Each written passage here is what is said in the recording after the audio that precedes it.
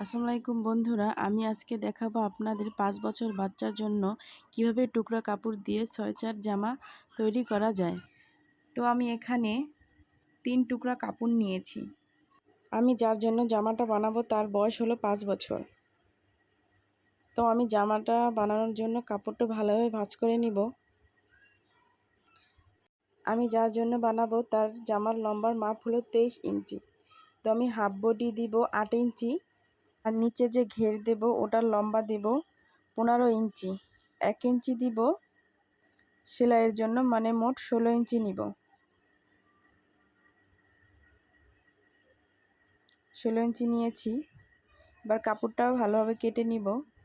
আমি যে বাচ্চাটির জন্য বানাবো তার কোমর হলো 24 ইঞ্চি। তো এখানে কাপড় আছে 6 টুকরা। তো আমি যদি 4 দিয়ে গুণ দেই 4 ছক 24 ইঞ্চি হয়। তো আমি এখানে 4 ইঞ্চি নিব, পাশে হাফ ইঞ্চি করে সেলাইয়ের জন্য নিব। এবার কোনাকুনি রেখে ফিতাটা তারপর দাগ টেনে নিব।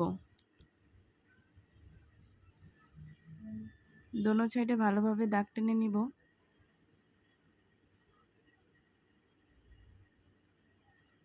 দাগ টানা হয়ে গেলে এবার আমি সমান করে কাপড়টি কেটে নিব। দাগ বরাবর কেটে নিব।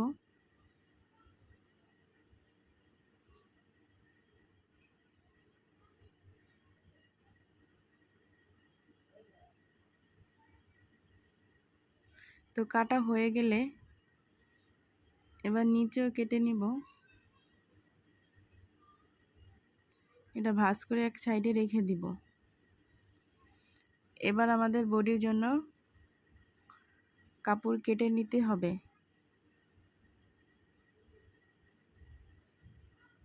এটা একটা টুকরা কাপড়।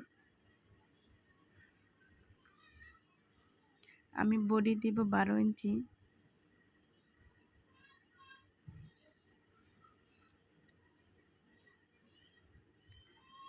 কাপড়টা ভালোভাবে সমান করে কেটে নিব।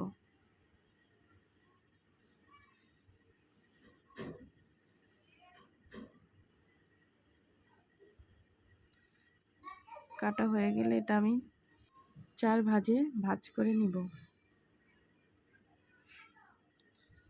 এবার আমি কাঁধ নিব 4.5 ইঞ্চি এবং বগল নেব 4.5 ইঞ্চি। আমি লম্বা নিব 9 ইঞ্চি।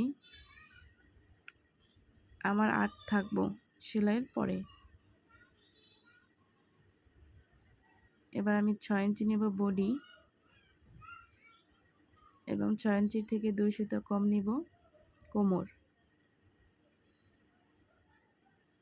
এবার হাফ ইঞ্চি শেপ দিয়ে নিব। এবার সুন্দর করে কেটে নিব।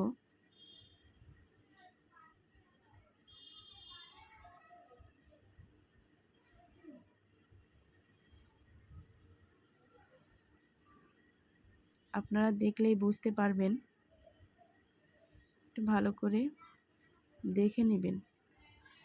এবার অবশিষ্ট যে কাপড়টি আছে এটা দিয়ে আমি হাতা কেটে নিব।